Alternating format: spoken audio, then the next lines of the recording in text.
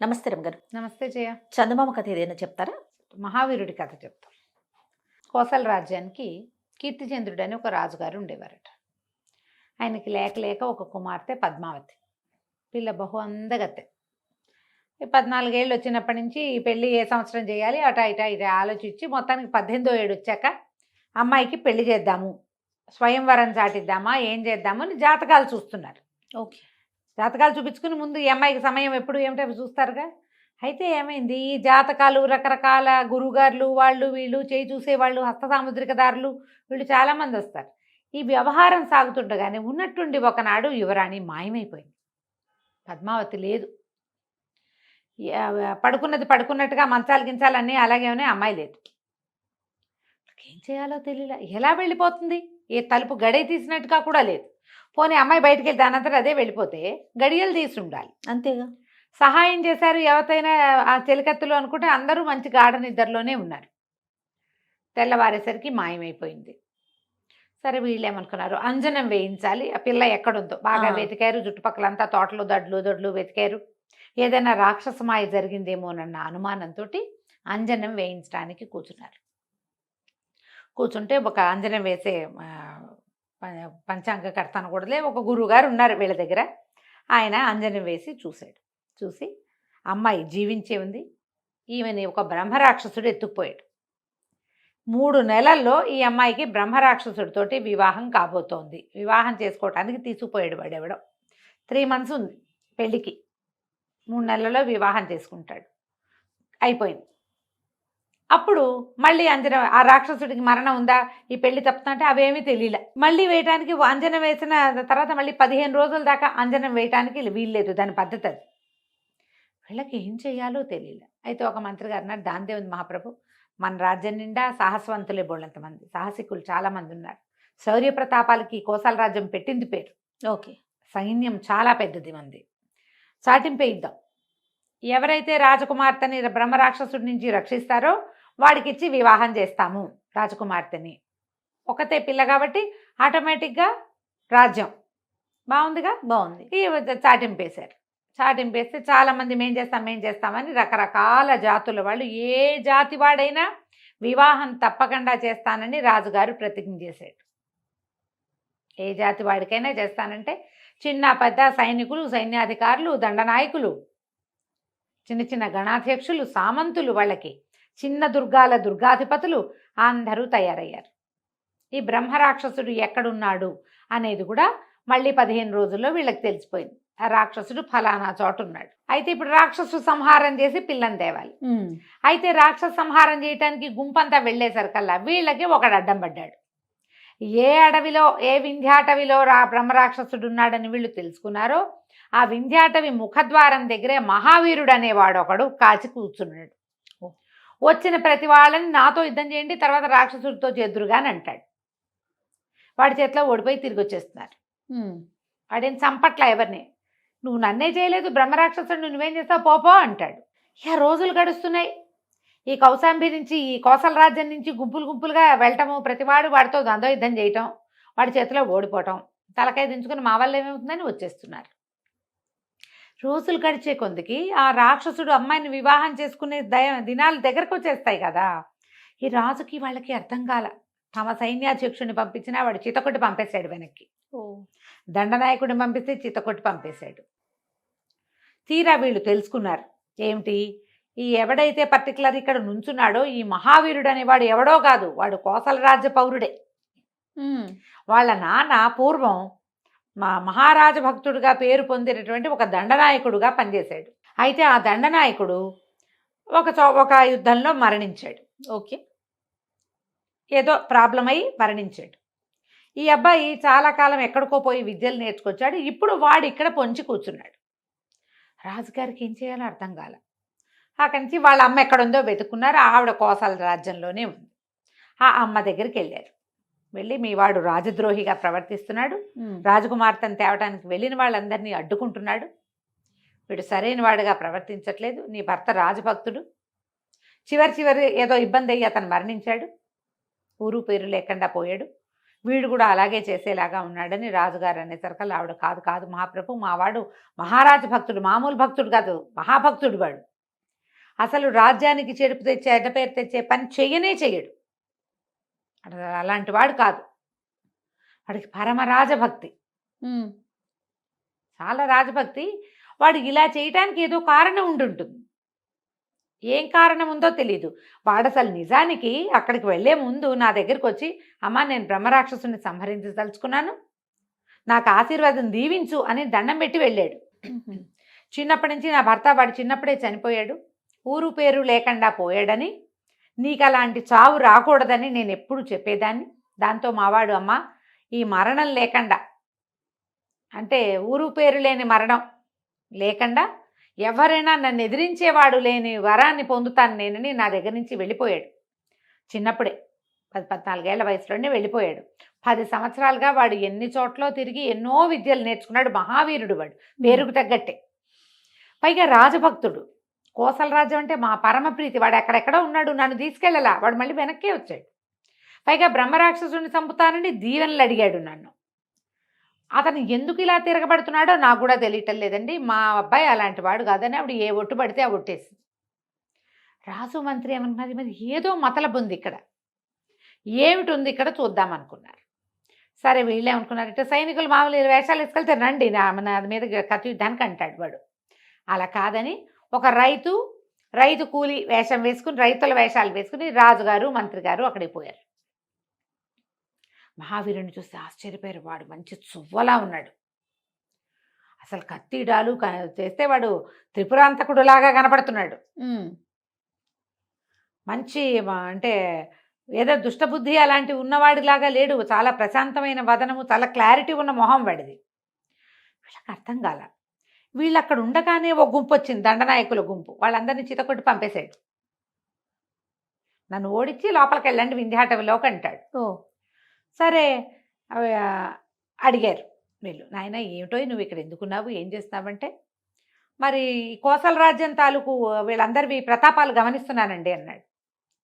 గమనిస్తావు, సరే గమనించడం ఎందుకంటే అది కాదండి, నేను ఇక్కడ వెయిట్ చేస్తున్నానా, వీళ్ళందరూ వచ్చారు, ఒక్కొక్కళ్ళు వస్తున్నారు, వీళ్ళు నన్నే మానవుణ్ణి జయించలేకపోతే బ్రహ్మరాక్షసుని ఎలా జయిస్తారు, ఎవడైనా నన్ను ఒకడు కొట్టి బ్రహ్మరాక్షసుని జయిస్తారేమోనని చూస్తున్నా, వీళ్ళు నా దగ్గరే ఓడిపోతున్నారు, అందుకని పంపించేస్తున్నాను అన్నాడు. అనేసరికల్లా ఈ మంత్రి గారు అన్నాడు, మరి అలాగైతే నీకు అంత ప్రతాపశాలి అయితే నువ్వే వెళ్ళి మా బ్రహ్మరాక్షసుని చంపచ్చు కదటోయ్ అని అడిగారు. అడిగితే ఎందుకు చంపకూడదండి, లక్షణంగా చంపచ్చు, నేను చంపడానికి రాజుగారు అడ్డం పడుతున్నాడండి అన్నాడు. వాళ్ళకి అర్థం కాదు, రాజు అడ్డం పట్టం ఏమిటి, రాజు చక్కగా పిల్లనిచ్చి పెళ్లి చేస్తానన్నాడు కాదు అన్నాడు కదా, అదే కదండి సమస్య, నా సమస్య అదే అనేసరికి వీళ్ళకి అర్థం కాలేదు. ఏమిటి నీ ఉద్దేశం ఏమిటి, నువ్వెందుకు చంపవు బ్రహ్మరాక్షసుడు అంటే, ఆయనేమో పిల్లనిచ్చి పెళ్లి చేస్తానన్నాడండి, నాకు ఆ పిల్ల వద్దు, అందుకని ఇక్కడ వేచి ఉండి వీళ్ళందరూ చచ్చిపోవడం ఎందుకు, ఎవడు నన్ను జయించగలడో వాడు బ్రహ్మరాక్షసుడిని కూడా జయించగలడు, ఎందుకంటే నేను ఒక ముని వల్ల వరం పొందాను, నన్ను ఎవ్వరూ ఎదిరించలేరని, నన్ను ఎదిరించగలిగిన వాడే వాడిని చంపగలుగుతాడు. అసలు ఏమిటి, ఎందుకు పెళ్లి చేసుకోవు నువ్వంటే, నేను ముని దగ్గర వరం పొందానండి, ఒక 10 సంవత్సరాలు వీరోచిత విద్యలు నేర్చుకున్నా, ఒక మునిగారిని ఒక విపత్కర పరిస్థితిలో రక్షించాను, ఆయన అబ్బాయి నువ్వు ఎవరినైనా ఎదిరించగలవు, నిన్ను ఎదిరించే మానవుడు లేడు లోకంలో, నీకు అంత శక్తి ఇస్తున్నావు అన్నాడు. అయితే నువ్వు మానవాతీత శక్తిని కూడా నువ్వు జయించగలవు, కానీ నువ్వేదైనా మానవాతీత శక్తిని అంటే ఈ బ్రహ్మరాక్షసులు, పిచ్చచ్చాలు, దయ్యాలు, గంధర్వులు, యక్షులు, కిన్నరులు, కింపురుషులు ఉన్నారు కదా, అవును, వాళ్ళని ఎవరినైనా నువ్వు జయించాలంటే నీ తల్లి దీవెన అవసరం. నువ్వు 10 సంవత్సరాలుగా మీ అమ్మ చేత అన్నం తింటలా, నువ్వు బయట ఉన్నావు, మానవుడికి ప్రధాన రక్ష వాడి తల్లి దీవెన, కాబట్టి నువ్వు ఎవరినైనా మానవాతీత శక్తిని చంపాలంటే, ఎదిరించాలంటే మీ తల్లి దీవెని కాళ్ళకి దండం పెట్టి వీళ్ళని జయించటానికి నాకు అనుజ్ఞివ్వు, దీవెనివ్వు అని మీ అమ్మతోటి అనిపించుకుని అప్పుడు వెళ్తే నువ్వు రాక్షసులను కూడా జయించగలవని చెప్పారు. నేను ఆ వరం పొంది తిరిగి వస్తూ ఉండగా ఒక దొంగల గుంపు ఎదురైంది. ఆ దొంగలు ఒక పల్లెటూరులో ఒక చంద్రిక అనే మహాద్భుత సౌందర్యవతి అయిన ఒక పిల్లని చూసి ఆ దొంగల నాయకుడు ఆ పిల్లని మోహించాడు. ఆడ పెళ్లిలో కొల్లగొట్టారు, ఓ పెళ్లిని కొల్లగొట్టడానికి వెళ్ళారు దొంగలు, బందిపోట్లు అలాగే కదా వెళ్తారు, ఆ ఊళ్ళో పెళ్ళి ఉందనగానే అంత పడిపోతుంది దండంతా, పెళ్లిలో ఉన్న వాళ్ళందరినీ చావగొట్టి చెవులు మూసి అందరూ బంగారాలు పెట్టుకుంటారు పెళ్లిళ్లలో. సంపద ప్రదర్శన జరుగుతుంది. మొత్తం సంపదంతా కొల్లగొట్టి ఆ పెళ్లి కూతురు అద్భుతంగా ఉన్న ఒక పల్లెటూరి పిల్ల చంద్రికని చూసి దాన్ని పెళ్లి చేసుకోవాలని నిశ్చయించుకుని, పెళ్లి చేసుకోవడానికి కన్యాదానం చేయడానికి వాళ్ళ అమ్మని నాన్నని కూడా తీసుకుని పెళ్లి చేయడానికి పురోహితుడిని కూడా తీసుకుని వెళ్తున్నారు. ఆ పిల్ల గోల్మని ఏడుస్తోంది వీడిని పెళ్లి చేసుకోవటానికి, ఆ దొంగ వెధవని. అక్కడి నుంచి వాళ్ళ అమ్మా నాన్న కూడా దుఃఖిస్తున్నారు. పురోహితుడు నెత్తి మీద చేతులు పెట్టుకుని ఉన్నాడు. ఎప్పుడైతే వాళ్ళు ఎదురుబడి వీళ్ళు ఏడుస్తున్నారో ఈయన ఈ కుర్రాడు మహావీరుడు తన శక్తిని పరీక్షించడానికి ఆ పెద్ద పెద్ద మంచి బ్రహ్మాండమైన పర్సనాలిటీస్ ఉన్న ఆ దొంగల దండుని ఎదుర్కొన్నాడు. చెప్తున్నాడు అనమాట, దొంగల దండులో ఉన్న 40 మందిని చావగొట్టి చెవులు మూసాను నేను. పారిపోయారు వాళ్ళంతా, సంపదంతా వదిలేశారు. అయితే ఏమైంది, వాళ్ళని వాళ్ళ ఇంట్లో దింపుదామనుకున్నాను. తల్లిదండ్రి పిల్ల పురోహితుడు ఉన్నారు కదా. అయితే తల్లిదండ్రి ఏమన్నారు, నాయన శుభ్రంగా పెళ్లి సంబంధం కుదిర్చాం, పెళ్లి కాస్త ఆగిపోయింది, ఇప్పుడు మేము మళ్ళీ వెనక్కి ఊరు వెళ్ళినా పెళ్లి కుదరదు. ఇంకా పెళ్లి ఆగిపోయిన పిల్లకి పెళ్లిళ్ళు కాబట్టి పాత రోజుల్లో జరిగేది కాదు. ఈ పిల్ల ఏదో దురదృష్ట జాతకురాలు అనుకుంటారు. ఈ వచ్చిన దొంగ వెధవుల పెళ్లి వాళ్ళని చావచిత కొట్టారు. పెళ్లి కొడుకు ఏ స్థితిలో ఉన్నాడో కూడా తెలియదు. వాళ్ళు చిచ్చి మీ సంబంధం మాకు వద్దనొచ్చు, మరి ఇప్పుడు మా పిల్ల బతుకు ఏమిటి, పెళ్లి జరగదు దీనికి. ఇంకా కన్యాదానం చేయటానికి మేమిద్దరం ఉన్నాం, అమ్మా నాన్న. పెళ్లి చేయడానికి పురోహితుడు ఉన్నాడు, పిల్ల సిద్ధంగా ఉంది. బాబాబు బంగారు కొండలా ఉన్నావు, మా పిల్లని పెళ్లి చేసుకో అన్నాడు. నేను కూడా ఇంటికెళ్ళినా పెళ్లి చేసుకోవాలి, పెళ్ళి ఎలాగూ తప్పదు, పిల్ల చూస్తే చక్కగా లక్షణంగా ఉంది, మా జాతే కదా అని ఆలోచించుకుని పెళ్లి చేసుకున్నానండి. అడవిలో చంద్రికను తీసుకుని మా అమ్మని కలవడానికి నేను ఇంటికి వస్తుంటే ఒక బ్రహ్మరాక్షసుడు ఎదురయ్యాడు. వాడే వీడు. ఆ బ్రహ్మరాక్షసుడు ఏం చేశాడు, నన్ను కొట్టి, చంద్రిక మహాద్భుత సౌందర్యవతి కాబట్టి ఈ పిల్ల నాకు నచ్చింది, ఇట్లా పల్లెటూరు పిల్లని ఒక పిల్లని చేసుకోవాలనుకుంటున్నాను, 3 నెలల తర్వాత నేను 8 మంది మానవ కాంతల్ని పెళ్లి చేసుకోబోతున్నా, అందులో ఇదొక కాంత అని ఆ చంద్రికను తీసుకుని వెళ్ళిపోయాడు. అయితే ఏమైంది, నేను ఎవరైనా నన్ను ఎదుర్కోలేరు, నేను మునివరం ఉంది. కానీ వీడు మానవాతీత శక్తి. ఈ మానవాతీతుడిని జయించాలంటే నేను మా అమ్మ దీవెన పొందాలి. నేను బాగా 100 ఆమళ్ళ దూరంలో ఉన్నా, మా అమ్మ లేదు అక్కడ, నేనేం చేయను. అందుకని ఏం చేశారు, చంద్రికను వాడిని తీసుకెళ్ళిపోనిచ్చి, ఇంకా వాడు 3 నెలల సమయం చెప్పాడు కాబట్టి పరిగెత్తుకుంటూ ఊరొచ్చి మా అమ్మ దగ్గర దీవెనలు తీసుకున్నా చంద్రికను రక్షించుకోవటానికి. ఇంతలో ఏమైంది, ఈ వ్యవహారం వచ్చింది. ఈ వ్యవహారం వస్తే రాజుగారు ఏం చెప్పారు, ఎవరైతే బ్రహ్మరాక్షసుని సంహరిస్తారో వాడికి తన కూతుర్ని ఇస్తానని పెళ్లి చెప్పారు. నేనేమో కోసల రాజ్య పౌరుణ్ణి, రాజాజ్ఞ శిరోధార్యం. ఇప్పుడు గనక నేను బ్రహ్మరాక్షసుని చంపానంటే నేను రాజకుమార్తెని పెళ్లి చేసుకోవాలి. నేను ఏకపత్ని వ్రతుడుగా ఉండదలుచుకున్నా. మా నాన్న తాత ముత్తాత అందరూ ఏకపత్ని వ్రతులే మా ఇంట్లో. నేను ఆ వ్రతం చెడగొట్టాలని అనుకోవటల్లా. చంద్రిక పైగా నా భార్య కొత్తగా ఇప్పుడే పెళ్ళయింది. నేను ఇప్పుడు రాజకుమార్తెను పెళ్లి చేసుకుంటే చంద్రిక అన్యాయం అయిపోతుంది, నా వ్రతం పోతుంది. అందుకని ఇక కోసల ప్రజల్లో ఎవరైనా సరే ఒకడు నాతో ధీటైన వాడు కనపడతాడేమో, వాణ్ణి ఈ బ్రహ్మరాక్షసుడి దగ్గరికి పంపిద్దామని వేచి ఉన్నా. రాజుగారు ఈ మాట చెప్పాడు కాబట్టి నేను చంపానంటే నేను దొరికిపోతాను, అందుకని నేను ఇక్కడే ఉన్నానంటే అప్పుడు రాజుగారు అన్నాడు, బాబు దాని దేవుంది నాయన, నువ్వు వాడిని చంపి మా పిల్లని మాకు అప్పచెప్పు, మా అబ్బాయిని పెళ్లి చేసుకోవాలన్న నియమం లేదు అంటే మీరు ఇది ప్రతిజ్ఞ చేయండి అన్నాడు. వెంటనే మళ్ళీ రాజుగారు ఊళ్ళో టంకేయించారు. ఎవరైతే బ్రహ్మరాక్షసుని చంపి రాజకుమార్తెని రక్షిస్తారో వాళ్ళ శౌర్య ప్రతాపాలకు మించి తగిన ఉచిత రీతిని గౌరవిస్తాము, రాజకుమార్తెని వివాహం చేసుకోవాలన్న నిర్బంధం లేదు అని మళ్ళీ ప్రకటన చేస్తే ఈ వీడు మహావీరుడు వెళ్ళి ఆ బ్రహ్మరాక్షసుడి దగ్గర 8 మంది ఆడపిల్లలు ఉన్నారు. అందులో ఒకటి రాజకుమార్తె, ఇంకోటి వీడి భార్య అయిన చంద్రిక, ఇంకా ఉన్నారు 6 ఆడపిల్లలు. ఎక్కడెక్కడి నుంచో తెచ్చాడు. రకరకాల రాజ్యాలకు పోయి వాళ్ళందరినీ వింధ్యాటవిలో దాచాడు. ఎవ్వరూ వాడిని ఎదుర్కోలేకపోయారు. వాడు అప్పుడే చెప్పాడు, నన్ను ఎదుర్కోగలిగితే వచ్చి వింధ్యాటవిలో ఎదుర్కోని. వీడు అందుకని వింధ్యాటవి ముఖంలో నుంచుని ఉన్నాడు అనమాట. లోపలికి వింధ్యాటవిలోకి వెళ్ళి ఆ బ్రహ్మరాక్షసుడిని ఎదుర్కొని వాడిని చంపేసి, ఎందుకంటే వీడికి అమ్మ దీవెన లభించింది, 8 మంది ఆడపిల్లల్ని ఫ్రీ చేశాడు.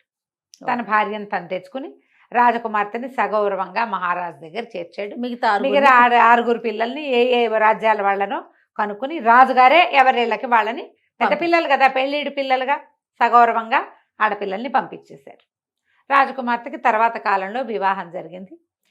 ఈ మహావీరుణ్ణి సర్వసైన్యాధ్యక్షుడిని చేసి తన దగ్గరే పెట్టుకున్నాడు రాజుగారు. అతన్ని ఎవరు ఎదిరించలేరు. రాజ్యం చల్లగా ఉంటుంది. ఏ సంక్షోభానైనా అతను ఎదుర్కోగలడు కాబట్టి ఇలా చేసి ఈ మహావీరుడిని యొక్క ప్రతిజ్ఞని నిలబెట్టాడు రాజుగారు. కథ కంచికి మనం ఇంటికి. బాగుంది రమ్మగారు. నమస్తే అండి. నమస్తే.